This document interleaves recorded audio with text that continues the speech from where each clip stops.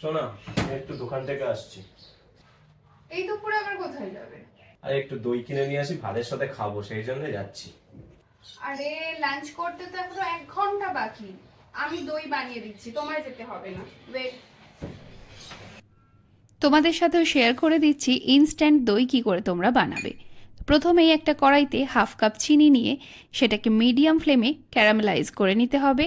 গ্যাসের ফ্লেমটা কোনোভাবেই যাতে হাই না হয়, না হলে কিন্তু চিনি পুড়ে গেলে স্বাদটা তেতো হয়ে যাবে।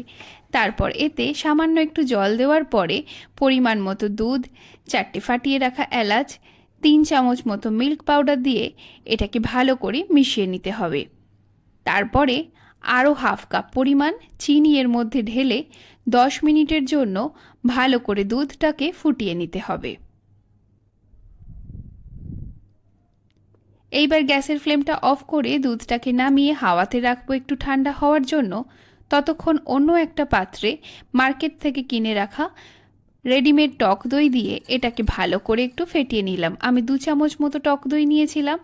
এইবার একটা আঙুল দিয়ে ভালো করে দেখব দুধের টেম্পারেচারটা যখন না খুব গরম না খুব ঠান্ডা এরকম অবস্থায় থাকবে, তখন এই ফেটিয়ে রাখা টক দই এর মধ্যে দিয়ে ভালো করে একটা মিশ্রণ তৈরি করে নিতে হবে। যে পাত্রের মধ্যে টক দইটাকে আমি ফেটিয়েছিলাম সেখান থেকেই সামান্য আর একটু টক দই নিয়ে একটা চায়ের কাপের মধ্যেও আমি লাগিয়ে নিচ্ছি। আজকে আমি এই দুটো পাত্রের মধ্যে দই জমিয়ে তোমাদেরকে দেখাবো। তোমরা চাইলে কাঁচ বা স্টিলের যে কোনো বাটি, গামলা, যে কোনো পাত্রে কিন্তু দই বসিয়ে নিতে পারো।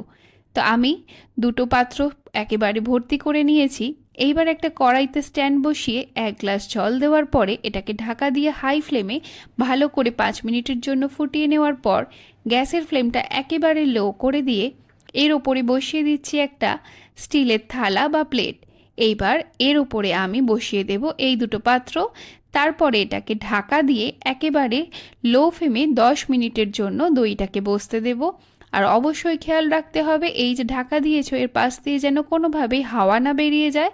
আর দইটাকে কিন্তু কোনোভাবেই নাড়াচাড়া করা যাবে না, তাহলে কিন্তু পারফেক্টলি দই বসবে না। এবার কালার দেখে বুঝতেই পারছো কতটা পারফেক্টলি দইটা বসেছে। আর আমি এখানে টুথপিক দিয়েও তোমাদেরকে দেখিয়ে দিলাম। এইবার এটা 5 মিনিটের জন্য একটু ঠান্ডা জলে বসিয়ে রেখে নর্মাল টেম্পারেচারে এনে আরও 10 মিনিট ফ্রিজে রেখে সার্ভ করতে পারো একদম দোকানের মতো দই। কালার দেখে বুঝতেই পারছো। তো এবার থেকে কিন্তু বাড়িতে গেস্ট এসে গেলে মাত্র 1 ঘন্টায় বানিয়ে ফেলতে পারবে এরকম সুস্বাদু দই। খেতে কেমন হয়েছে? অসাধারণ।